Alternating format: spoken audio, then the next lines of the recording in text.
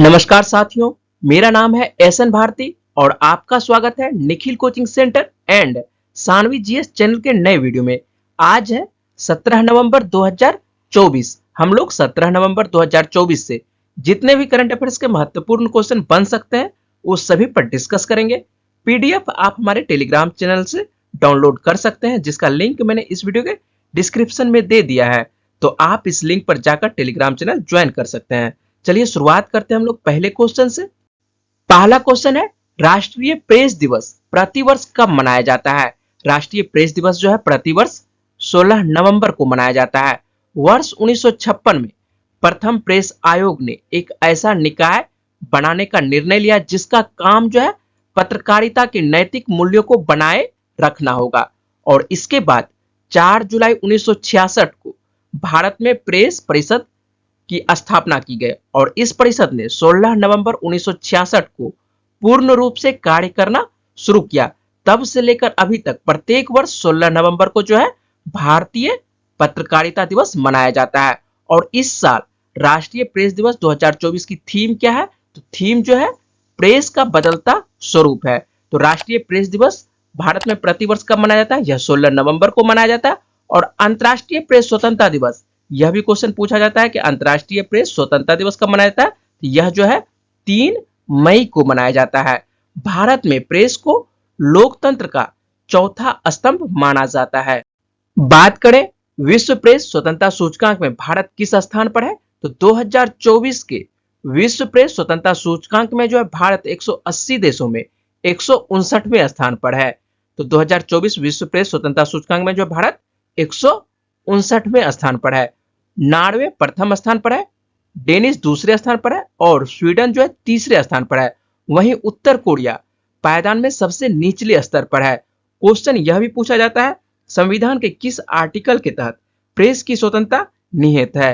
Press या media की स्वतंत्रता भारत के संविधान के द्वारा अनुच्छेद 19(1) के ए के तहत प्रदत्त वाक स्वतंत्रता, अभिव्यक्ति की स्वतंत्रता के अधिकार में निहित है। यह स्वतंत्रता पत्रकारिता को प्रोत्साहित करता है और लोगों को सरकार के कार्यों के पक्ष या विपक्ष में अपनी राय देने का अवसर देकर लोकतंत्र को बढ़ावा देता है। नेक्स्ट क्वेश्चन है, हाल ही में मध्य प्रदेश पर्यटन विभाग का नया ब्रांड एम्बेसडर किसे नियुक्त किया गया है? तो मध्य प्रदेश पर्यटन विभाग का नया ब्रांड एम्बेसडर जो है पंकज त्रिपाठी को नियुक्त किया गया है। मध्य प्रदेश मुख्य रूप से अपने पर्यटन के लिए भी जाना जाता है। भीमबेटका की गुफा, पंचमढ़ी पर्वतीय क्षेत्र, खजुराहो का मंदिर, सांची स्तूप, ग्वालियर का किला और उज्जैन का महाकालेश्वर मंदिर, रीवा जलप्रपात मध्य प्रदेश के पर्यटन स्थल के प्रमुख उदाहरण है। उज्जैन जिले में प्रत्येक 12 वर्षों में कुंभ के मेले का आयोजन किया जाता है जो विश्व स्तर पर प्रसिद्ध है। शिवपुरी मध्य प्रदेश की पर्यटन नगरी भी है। शिवपुरी को जो है मध्य प्रदेश की पर्यटन नगरी कहा जाता है और नाम आता है मध्य प्रदेश का। तो हम लोग मध्य प्रदेश के बारे में देख लेते हैं। तो मध्य प्रदेश की राजधानी क्या है? तो मध्य प्रदेश की राजधानी भोपाल है। और वर्तमान में जो मुख्यमंत्री है मध्य प्रदेश के कौन है? तो डॉक्टर मोहन यादव है। राज्यपाल कौन है? तो राज्यपाल मध्य प्रदेश के मंगू भाई छगन भाई पटेल है। और लोकसभा की कितनी सीटें आती है मध्य प्रदेश से? तो लोकसभा की 29 सीटें आती है और राज्यसभा की 11 सीटें मध्य प्रदेश से आती है। ये जो आप तस्वीर देख रहे हैं ये पंकज त्रिपाठी की तस्वीर है और इसे ही मध्य प्रदेश के पर्यटन विभाग का नया ब्रांड एम्बेसडर नियुक्त किया गया है। नेक्स्ट क्वेश्चन है, विश्व का पहला हाई एल्टीट्यूड वाला पैरा स्पोर्ट्स सेंटर कहां स्थापित किया जाएगा? तो विश्व का पहला हाई एल्टीट्यूड वाला पैरा स्पोर्ट्स सेंटर जो है लेह लद्दाख में स्थापित किया जाएगा और नाम आता है लेह का। तो लेह के बारे में देख लेते हैं। तो लेह जो है लद्दाख की राजधानी है। और उपराज्यपाल कौन है लद्दाख के? तो उपराज्यपाल जो है बीडी मिश्रा है। और लोकसभा की कितनी सीटें आती है लद्दाख के क्षेत्र से? तो लद्दाख के क्षेत्र से 1 सीट आती है। और राज्यसभा का, तो राज्यसभा का 1 भी सीट लद्दाख के क्षेत्र से नहीं आता है।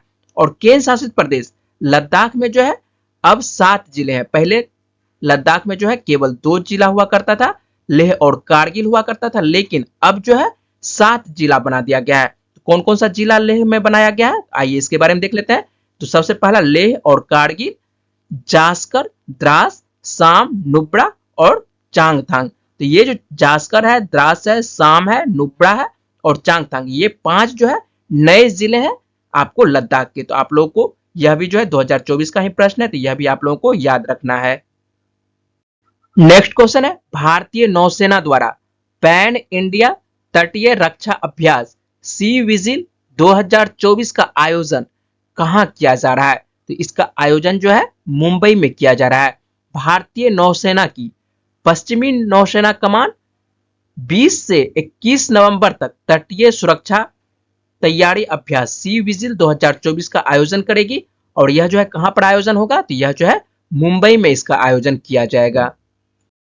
नेक्स्ट क्वेश्चन है, अंतरराष्ट्रीय अंतरिक्ष स्टेशन पर आधारित उपन्यास ऑर्बिटल के लिए किसे बुकर पुरस्कार 2024 से सम्मानित किया गया है? तो सामांथा हार्वे को सम्मानित किया गया है। ब्रिटिश लेखिका सामांथा हार्वे ने अपनी पुस्तक ऑर्बिटल के लिए बुकर पुरस्कार जीता है। यह जो है एक लघु आश्चर्य से भरा उपन्यास है जो अंतरराष्ट्रीय अंतरिक्ष स्टेशन की पृष्ठभूमि पर आधारित है तथा पृथ्वी की सुंदरता और नाजुकता पर विचार करता है। और सामांथा को बुकर पुरस्कार के लिए जो है 50,000 पाउंड या कह सकते हैं कि $64,000 की पुरस्कार राशि दिया गया है।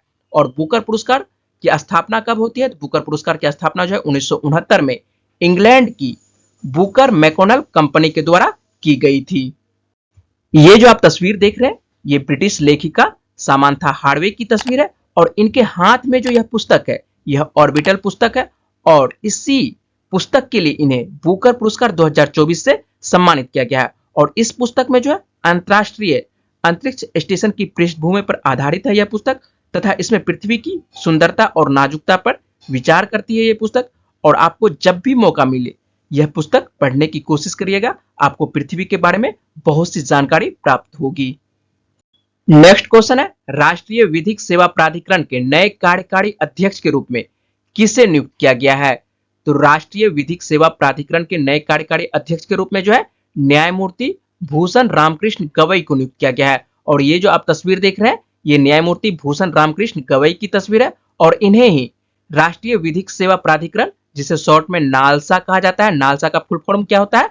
The national legal service authority होता है, ने भारत के सर्वोच्च न्यायालय के न्यायाधीश न्यायमूर्ति भूषण रामकृष्ण गवई को जो है अपना नया कार्यकारी अध्यक्ष नामित करने की घोषणा की है। यह नामांकन जो है भारत की राष्ट्रपति द्रौपदी मुर्मू के द्वारा किया गया। तो आप लोग याद रखिएगा, राष्ट्रीय विधिक सेवा प्राधिकरण के नए कार्यकारी अध्यक्ष के रूप में किसे नियुक्त किया गया है? तो न्यायमूर्ति भूषण रामकृष्ण गवई को नियुक्त किया गया है। नेक्स्ट क्वेश्चन है, नई दिल्ली में भारत अंतर्राष्ट्रीय व्यापार मेले का उद्घाटन किसने किया है? तो इसका उद्घाटन जो है पीयूष गोयल के द्वारा किया गया है। 43वां भारत अंतर्राष्ट्रीय व्यापार मेला नई दिल्ली के भारत मंडप में शुरू हो गया है। मेले का उद्घाटन जो है केंद्रीय वाणिज्य और उद्योग मंत्री पीयूष गोयल ने किया था और इस वर्ष का थीम जो है 2047 में विकसित भारत। इस वर्ष का थीम क्या है? 2047 में विकसित भारत। यह मेला जो है भारत के व्यापार, नवाचार और वैश्विक आदान प्रदान के लिए एक महत्वपूर्ण मंच प्रदान करता है। आप लोग याद रखिएगा, नई दिल्ली में भारत अंतर्राष्ट्रीय व्यापार मेले का उद्घाटन किया गया और यह किसके द्वारा किया गया? यह जो है पीयूष गोयल के द्वारा किया गया है। नेक्स्ट क्वेश्चन है, 18वां प्रवासी भारतीय दिवस सम्मेलन किस शहर में आयोजित किया गया है? यह क्वेश्चन जो है बहुत ही महत्वपूर्ण है, तो याद रखिएगा 18वां प्रवासी भारतीय दिवस सम्मेलन किस शहर में आयोजित किया गया? तो यह जो है भुवनेश्वर ओडिशा में इसका आयोजन होना है। विदेश मंत्रालय के अनुसार 18वें प्रवासी भारतीय दिवस सम्मेलन का आयोजन जो है अगले वर्ष 2025 में जो है 8 जनवरी से 10 जनवरी तक ओडिशा के भुवनेश्वर में इसका आयोजन किया जाएगा। वर्ष 2002 में LM सिंघवी की अध्यक्षता में प्रवासी भारतीयों पर जो है एक उच्च स्तरीय समिति का गठन किया गया था और इसके पश्चात वर्ष 2003 से सरकार के द्वारा जो है प्रवासी समुदाय को मान्यता देने के लिए प्रवासी भारतीय दिवस की शुरुआत की गई थी। प्रवासी दिवस जो है 9 जनवरी 1915 को महात्मा गांधी के दक्षिण अफ्रीका से भारत लौटने की याद में मनाया जाता है। इस सम्मेलन का आयोजन जो है वर्ष 2015 से पूर्व जो है वार्षिक किया जाता था। इसके कहने का अर्थ है कि 2003 से लेकर 2015 तक प्रत्येक वर्ष जो है 9 जनवरी को प्रवासी दिवस मनाया जाता था, लेकिन 2015 के बाद जो है इसका आयोजन जो है द्विवार्षिक कर दिया गया है।